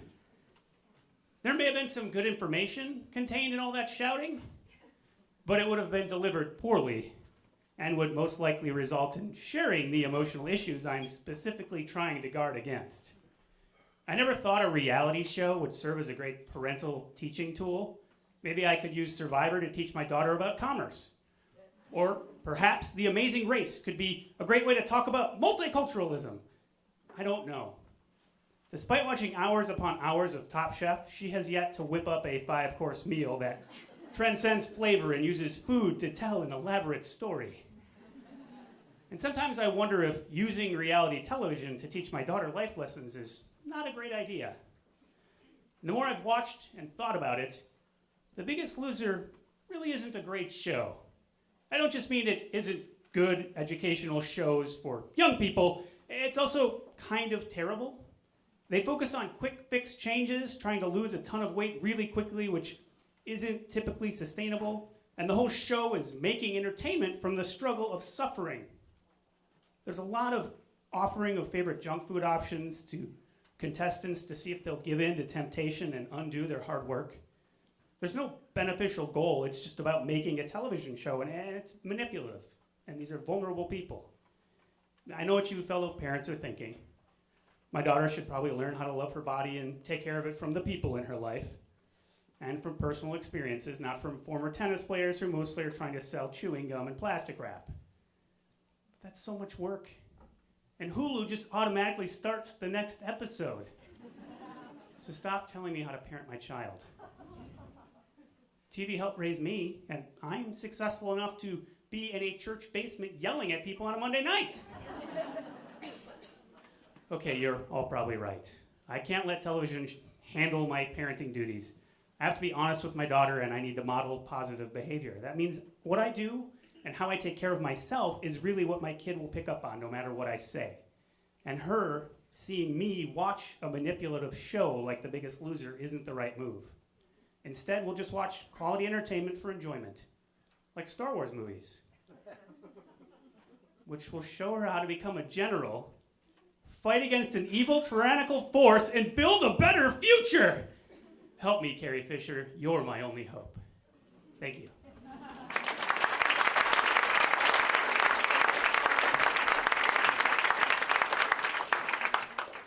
Our next performer has played with the Jonas Brothers, Stevie Wonder, and Miley Cyrus.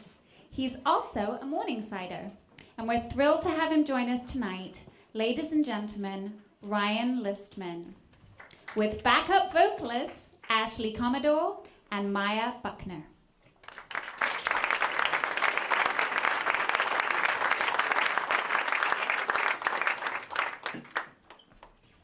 All right, how you guys doing? So this is a single I released a couple months ago, and it's on the interwebs. I got a video out for it. You can check it out on YouTube. Just type in my name, and you can see us on the big screen. George is going to help us out here. This one's in F, George. So, we did, we did, I got your picture, right there in my mind. I got your number, yeah. Call you anytime. So why do we try to deface all divine, to destroy, to defy the most beautiful place, the human race? won't let up until it's wiped away. We're dropping bomb, bomb, bomb, bomb, bombs. Yes, we drop a bomb, bomb, bomb, bomb, bomb. Well, we dropping bomb, bomb, bomb, bomb, bombs. Dead or alive, we keep in stride. Never much time to ask questions. Why? 'Cause it's a bomb. We dip, did it, we drop a bomb. We dip, did it, we drop a bomb. We dip, did it, we drop a bomb. We dip, did it, over in Russia. We dip, way down to Iran. We dip, right here in America. Yeah, yeah. Oh, Jerusalem. Europe to China. Even in Japan. Back to Africa. Yeah. The motherland. So why do we try to deface or divide, to destroy, to defy the most beautiful place? The human race won't let up until it's wiped away. We're dropping bomb, bomb, bomb, bomb, bombs. Yes, we drop a bomb, bomb, bomb, bomb, bomb. We drop a bomb, bomb, bomb, bomb, bomb. Dead or alive, we keep in stride. Never much time to ask questions. Why? 'Cause it's a bomb. We dip, we drop a bomb. We dip, we drop a bomb. We dip, we drop a bomb. We dip, we drop a bomb. We dip, we drop a bomb. We dip.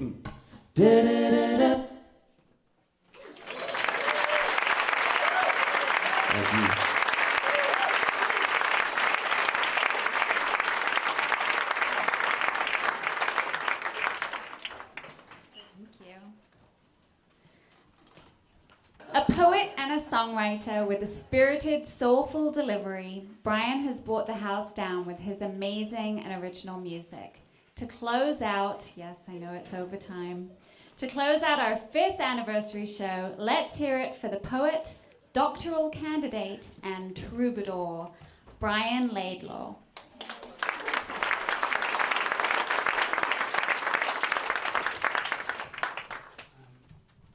I'm so happy to be here. This is a full-on miracle that this worked out, that I was back in town when this was taking place.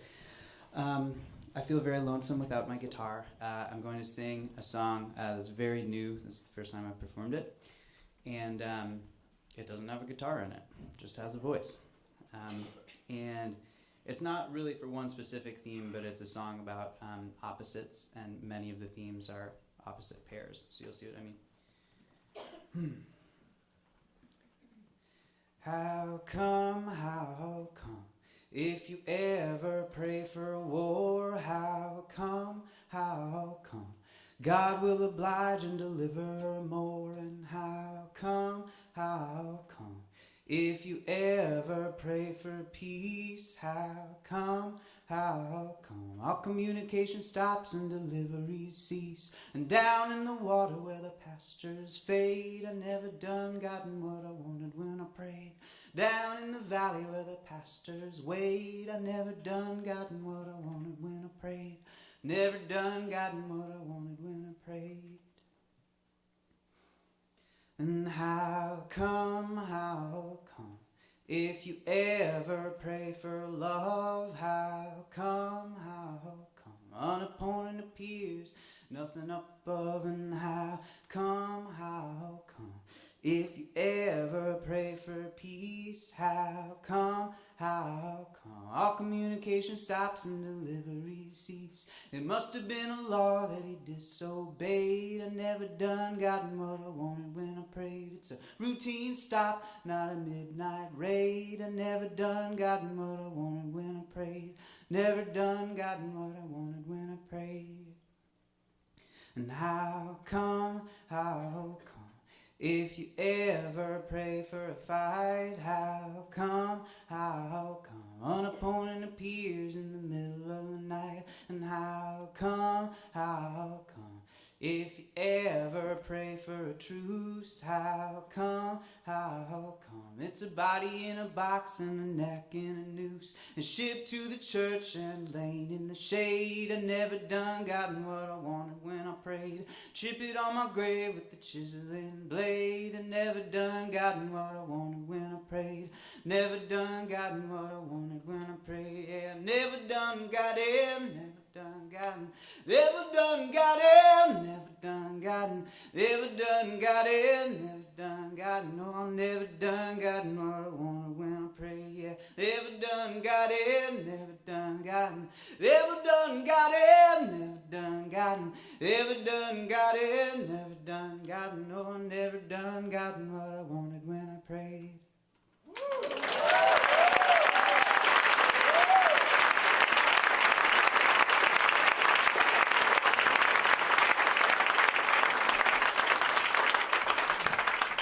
To get all of our performers back on stage, and while we're doing that, we have a special audience member, Goose McCowan, whose birthday is tonight. So we want to sing happy birthday to Goose. George is going to play a little happy birthday and we can all sing along.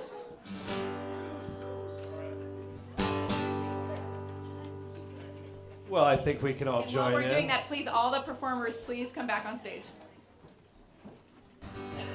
And happy birthday to Morningside After Dark as well. Happy To 5. Morningside After Dark. Thank you so This much. one's for Goose. Happy birthday to you.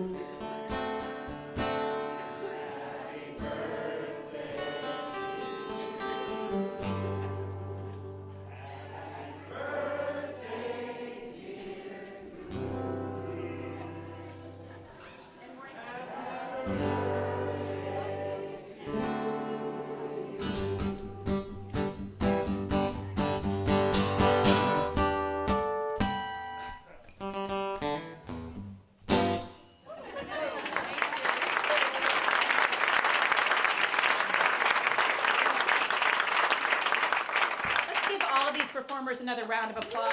Weren't they amazing? Thank you.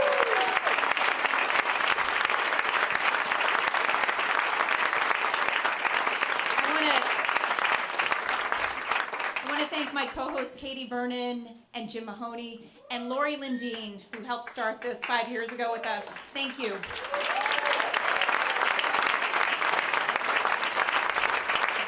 We want to thank the Edina Morningside Community Church and Pastor Obi and our favorite church lady, Mary Engelke. These flowers are for you, Mary. Thank you for putting this all. She does all the hard stuff and doesn't get enough recognition. Thank you so much, Mary.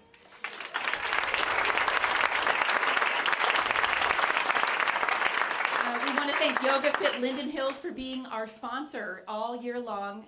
They're a fantastic place to find a little serenity in these times when you're not here with us at Morningside After Dark. And there's a great barbecue place next door. So you do yoga, get barbecue. It's like a great combo. We also want to thank our Thumbs Cookies sponsors for being with us, and the beloved cookies that we're giving to all of our performers. And the Whole Truth Booth storytelling app. If you didn't get a chance to tell your truth, you can just look at our program, and their information is on there, thewholetruthbooth.com, and they'll prompt you to the app, and you can share your story. Please keep watching Facebook. We're going to keep you updated, keep the conversation going about all these amazing performers we've had. And we want to just thank you. You are the best audience, and we couldn't do this event without you. So thank you for being here and filling the space in the hardest months to sort of break out of hibernation. So we are grateful to you. You make us do this every time and love doing it. So big round of applause to you. Thank you.